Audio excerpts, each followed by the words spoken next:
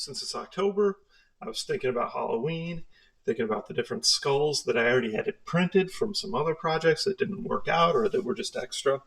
And so, kind of in the theme of Halloween and the theme of I like to use up parts that I already have made, pieces I already have made, or can reuse if they were used before and it didn't turn out right.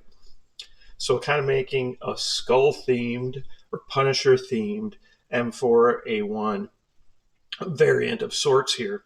So, everything has been painted out. Now, I used a different type of paint on this because it was on clearance, and it's actually got a stone finish is what it's called.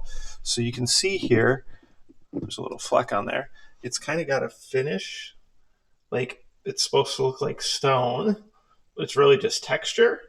So I'm not sure what I feel about it, but it was on clearance. I thought I'd try it out. It was a Rust-Oleum product, stone finish, and then I spray painted the color over it because the finish itself was really just texture. There was hardly any color to it. So that's something different that I'm trying here. And then I just went with a regular spray paint over the top and a clear coat to get to the color that I wanted. So let's start off with the mechanicals. This gearbox came from like an Anstoy M4a1, just a Gen 8 M4a1. Anstoy, Vasvarn, Voswin, those three on Amazon are identical, I can say with 100% surety. So any one of those would work. And opened it up, gutted it out, gave it, metal gears, changed everything else out, changed the spring out, put in a metal barrel. Anytime you see like the electrical tape is just here to kind of keep the wires out of the way, you don't need to do that. It just keeps things in place, and I found that it makes it a little easier when you plop it back in. But overall, you got plenty of room inside these gearboxes and inside the receivers, which is pretty nice. So this is the equivalent of like an M95 F100 spring in there now too. So hopefully we'll get some good performance with it. Now let's talk about some of the cosmetic stuff we're doing. Obviously the skull theme. So I had this mag, kind of mag well cover / mag well grip type thing. So that has been around for a while. I've been trying to think of a place to use it. And so I'm going to go ahead with that on the mag well. And you can see obviously we're doing black and this dark gray, which is considered charcoal gray by the spray paint company at least. And then I had this grip from a while ago too. So this has that Punisher US flag logo. So since I had those two pieces, that's kind of what I based it off. And some of these little skulls that were already printed were from a different thing that I didn't like and I had taken apart. So I put those skulls on the receiver. I glued them on before I painted so that they would get, really kind of look nice on there. Some little rail covers just to add, because what I'm using for the handguard is an actual M4a1 handguard. And what I did is basically just took the sight off, printed this piece, which will go right here, and then this piece will go on top of that, right? And then the barrel will come through to the tip, okay? So that's how that's going to work. You can see we've got the skull on the end of the handguard right there, so that'll stay in the proper orientation.